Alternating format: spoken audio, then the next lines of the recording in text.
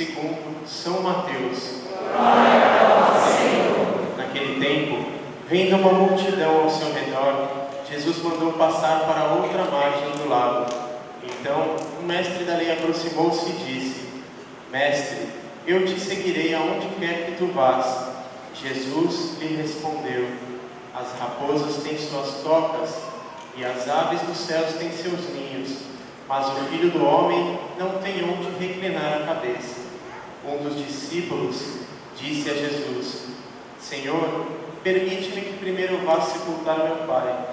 Mas Jesus lhe respondeu: Segue-me e deixa que os mortos sepultem os seus mortos. Palavra da salvação. Glória ao Senhor.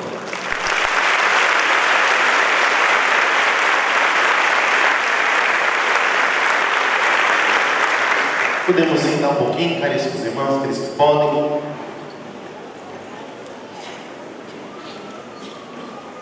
Interessante que hoje nós estamos meditando o Evangelho de São Mateus. São Mateus, ele era cobrador de impostos. São Mateus, ele então trabalhava para os governantes da época, cobrava impostos.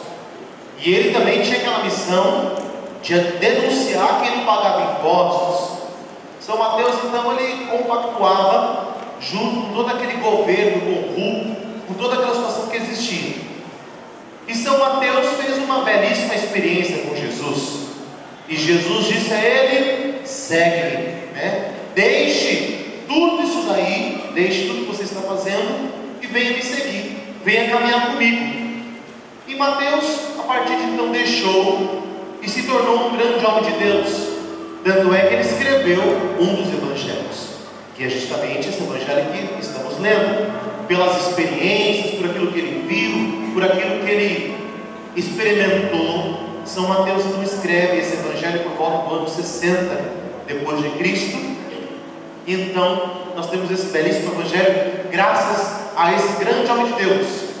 E Mateus escreve também porque ele queria que seus irmãos, podemos assim dizer, não irmãos de forma, não irmãos da mesma mãe, mas irmãos que ali caminhavam, judeus, aqueles que ele conhecia. Ele também escreve porque ele queria que aqueles irmãos dele, aquelas pessoas que lá conviviam com ele, se convertessem.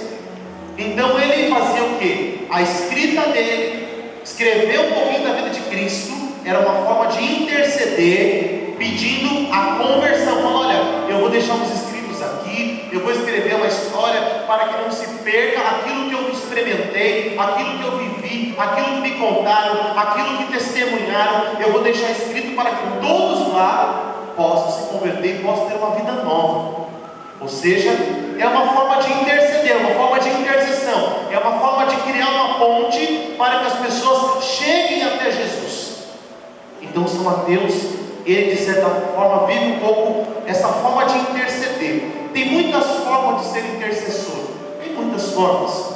Interessante que também na primeira leitura de hoje nós temos uma história de Abraão, que percebendo que algumas pessoas estavam numa cidade chamada Sodoma e Gomorra, que nós conhecemos muito bem a história de Sodoma e Gomorra, um povo que acabou se deixando levar por todos os tipos de corrupção financeira, moral, espiritual, humana, se deixou levar por todo tipo de corrupção, ao ponto do pecado mais grave.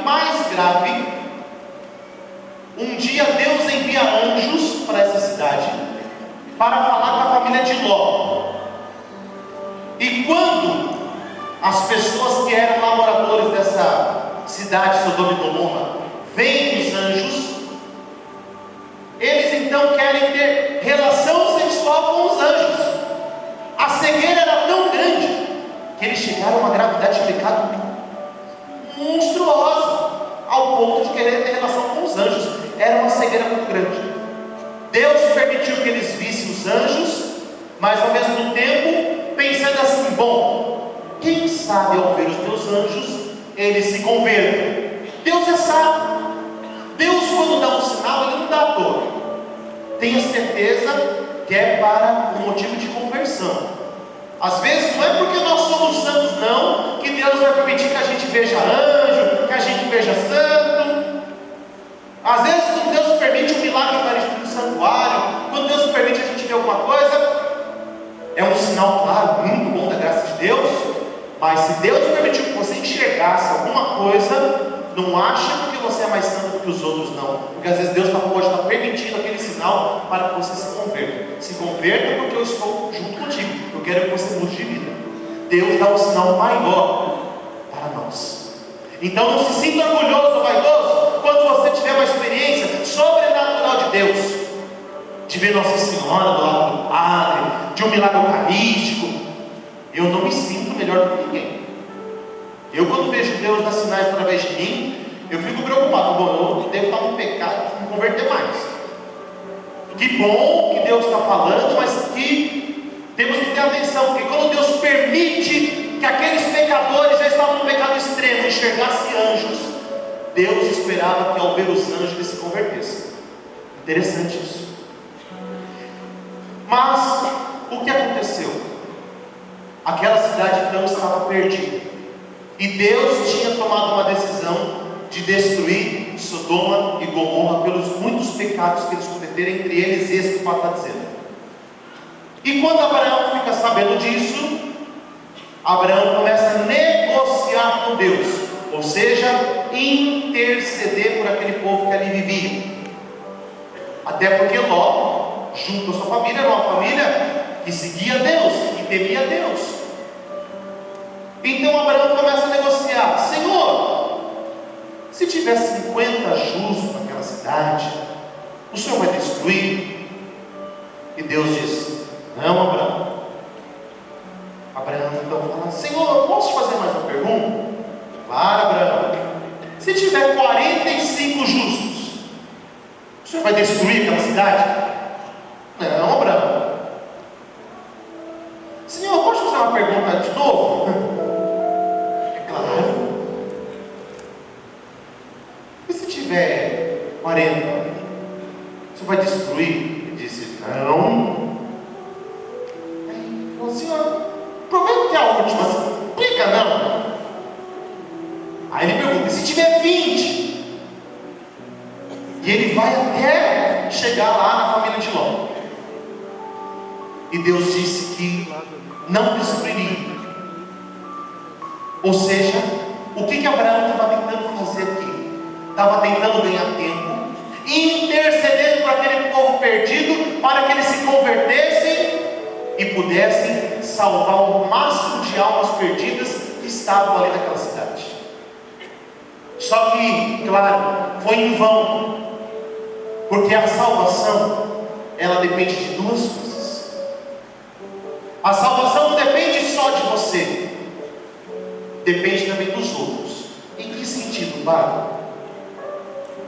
Nós estamos aqui reunidos, nós rezamos por nós e rezamos por pessoas da nossa família. Amém? Amém. Quem tem pessoas aqui que precisam de conversão, mudança de vida?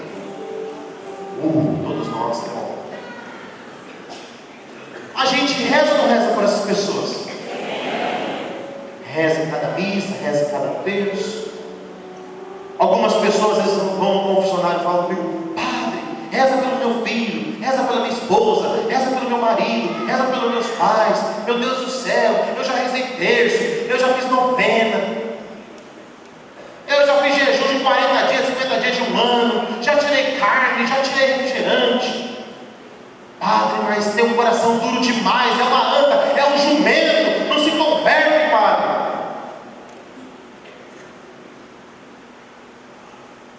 Se aquela pessoa não der um passinho na fé, você fez sua parte. Tem coisa que não depende de você. Nós fazemos a nossa parte e não devemos desistir nunca, até o final. A mãe de Santo Agostinho, que rezou muitos anos pela conversão dele. Quantas pessoas aqui, depois de muitos anos rezando pela conversão da sua família, se converteram, voltaram para Deus?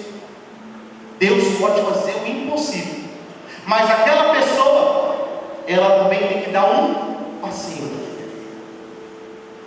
Tem que dar um passinho. Ela tem uma brechinha para que Deus possa colocar a unha. Se Deus colocar a unha, Ele coloca um dedo, Ele coloca uma mão, coloca um braço, aí Deus, Ele entra. Mas a pessoa, ela tem que permitir isso. Ela tem que dizer uma palavrinha mágica: Senhor, eu quero, mas eu não consigo. Nem que seja uma frase, uma palavra. Tá bom, Senhor, então faz. Se o Senhor existe mesmo, realiza. Não importa como a pessoa vai ser desajeitada em falar isso, mas a pessoa, ela tem que desejar o mínimo que seja. Nós rezamos, nós intercedemos, nós clamamos. Ló com certeza rezou por essas pessoas de Sodoma e Gomorra. Abraão rezou por eles. Deus disse que se conseguiria não destruir aquela cidade, mas aquelas pessoas não quiseram mudar de vida. O que nós estamos vendo no nosso Brasil? Rezamos pelos nossos políticos, rezamos por essas pessoas que têm destruído a fé, destruído a família. Estamos intercedendo, rezamos em cada Santa Missa, e não só o Padre Anderson, e não só vocês. Quantos padres rezando nessa intenção, quantos bispos, o próprio Papa Francisco, quantas pessoas rezando pela conversão do mundo. Não é só no Brasil, mas do mundo. Mas tem coisa que não depende de nós. Tem coisa que depende daquela pessoa também querer. Tem coisa que depende daquela pessoa desejar.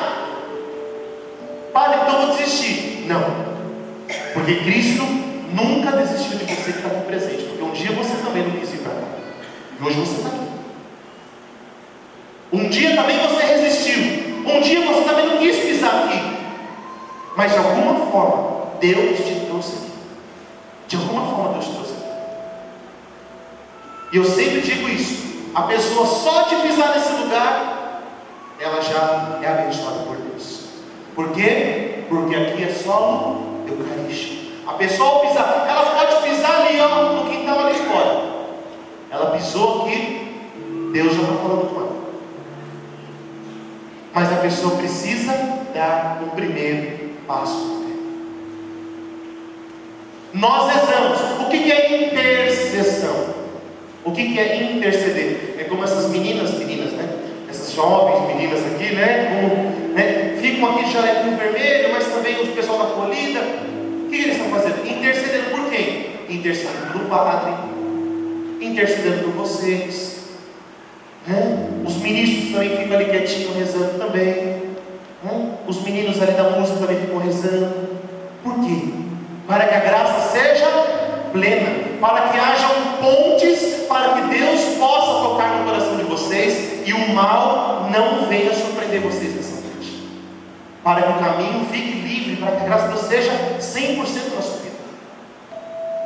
Quando o Padre fala, apresenta as fotografias, vamos abençoar as fotografias, não é uma forma de interceder por quem está em casa, não importa a distância, quem está no hospital, quem está no asilo, no orfanato, quem está numa cadeia.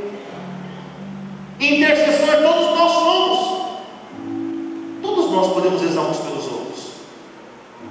Deus nos chama a ser intercessores, uns rezar pelos outros, de nós devemos clamar.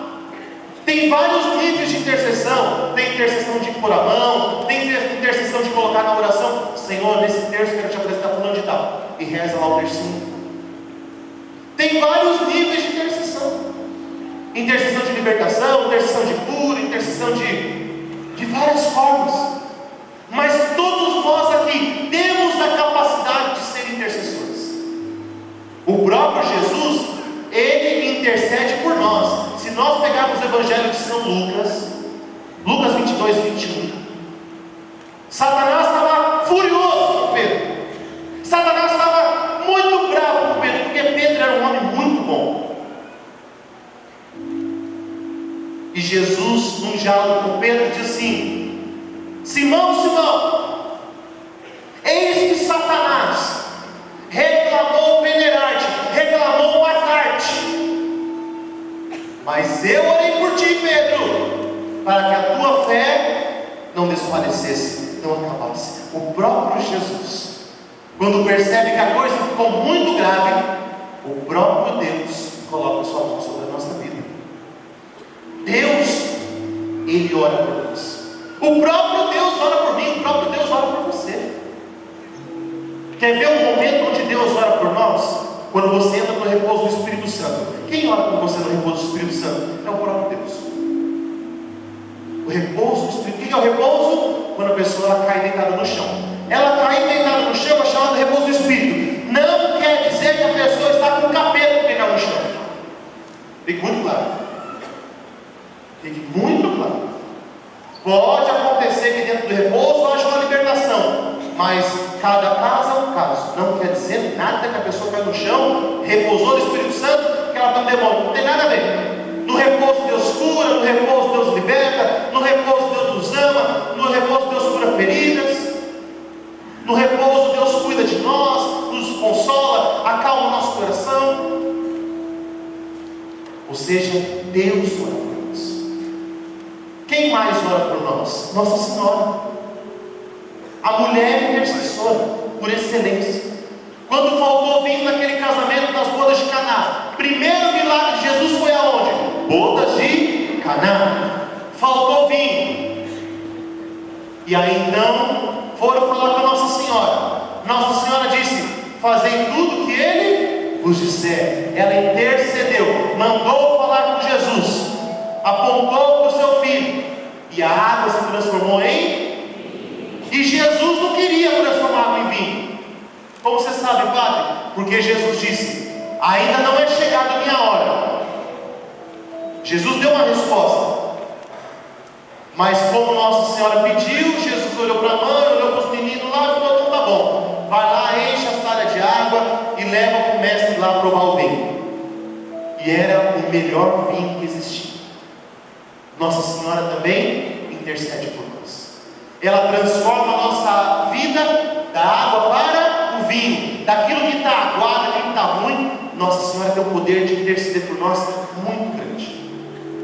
Nossa Senhora, em todas as suas aparições, o que Nossa Senhora tem dito em todas as aparições? Rezem pela conversão dos pecadores, pela paz do mundo. Nós vamos rezar. Caríssimos irmãos, quando você for rezar seu terço, você coloca a vida do Padre Anderson, você coloca a vida dos diáconos, coloca a vida da igreja, do Papa, coloca as pessoas que você conhece, coloca em oração. Isso é interceder. Coloca a vida dos seus filhos, coloca a vida do seu marido, coloca a vida de todas as pessoas, e não só as pessoas que você ama, coloca também os seus inimigos. Coloca os seus inimigos em oração. Quem reza pelos inimigos? Seja verdadeiro. Tem que rezar pelos inimigos. Eu rezo pelos meus inimigos. Inimigos espirituais e inimigos carnais. Quem é inimigo espiritual? Demônio. E ele quer o tempo todo, ó. Só que eu não rezo por ele, eu rezo pouco para ele. Sai de reto, Satã. Aí bem longe. Quantos mais esquina distante, melhor. Sai de perto.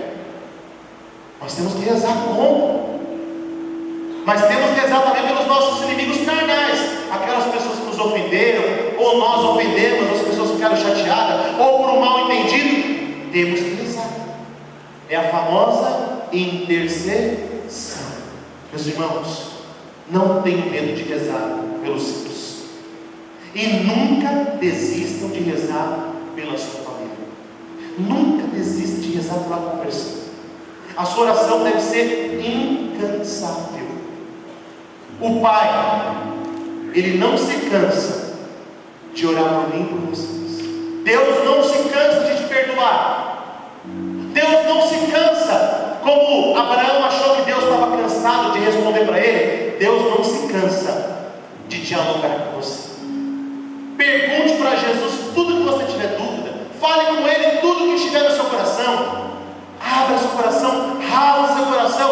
Não tenha medo de falar com Deus. Não tenha medo. Ah, mas eu vou rezar, e se não vai resolver? Quem disse que não vai resolver? A gente faz a nossa parte.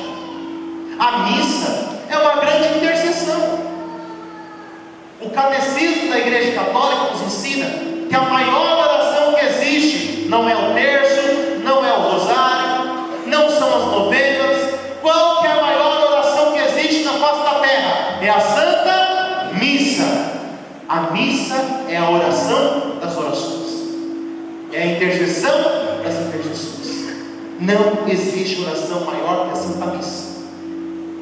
Por isso que a gente fala, quando você for na missa, comungue por aquela pessoa. Quando você recebe Jesus, você fala: Senhor, eu recebo o Senhor por mim e por aquela pessoa. Quando você vem na missa, alguém que morreu, daqui a pouquinho o padre vai falar alguns nomes aqui, porque o padre começa a fazer invocações de intercessão na liturgia eucarística. Nós temos a oração eucarística, por exemplo, a segunda. Nós os suplicamos que, participando do corpo santo de Cristo, sejamos reunidos pelo Espírito Santo. Nós suplicamos, Senhor, que sejamos reunidos pelo poder do Espírito Santo. Há uma súplica, há uma intercessão.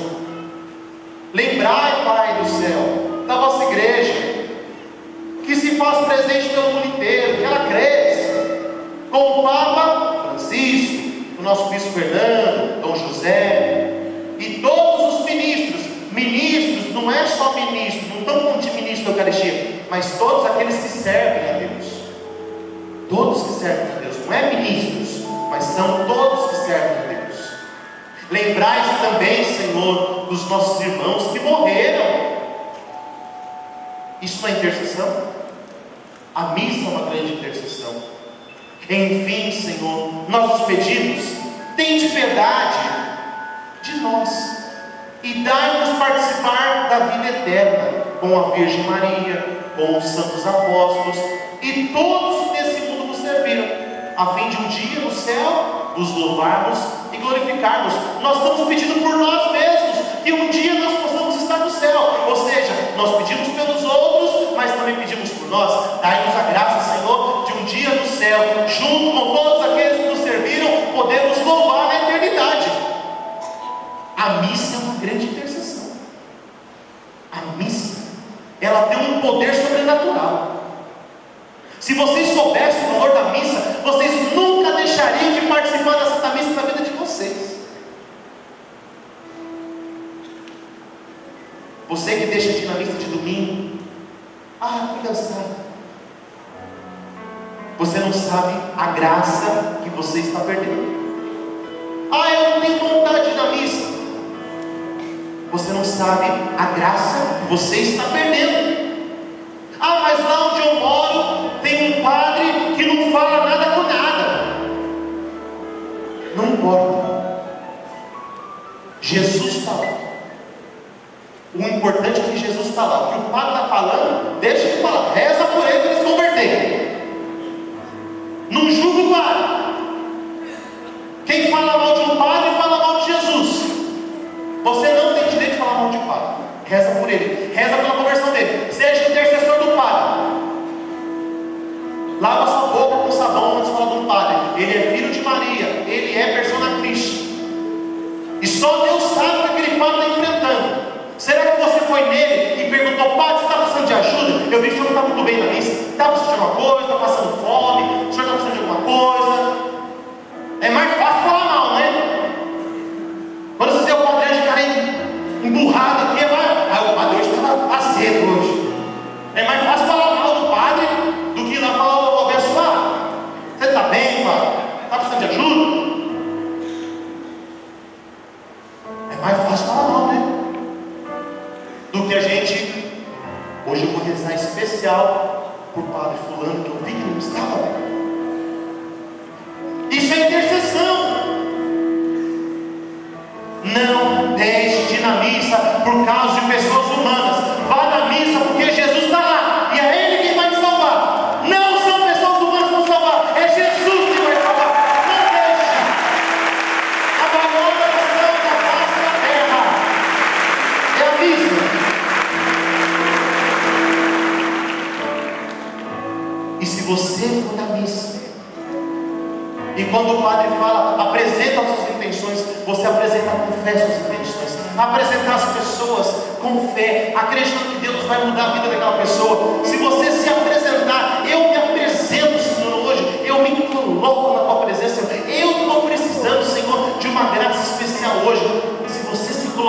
fé e colocar suas intenções com fé, Deus, Ele pode fazer tudo. Deus ressuscitou, Deus venceu a morte, Ele venceu tudo. Será que Deus não pode vencer o seu pecado? Será que Deus não pode vencer essa sua miséria? Deus é capaz de fazer tudo na vida do seu filho. Tudo, Pai, tudo. Tudo, tudo, tudo. Deus, Ele é capaz de fazer. Depende de nós. Depende de você. Cutuca o irmão do lado e fala assim: depende de você. Depende da sua fé.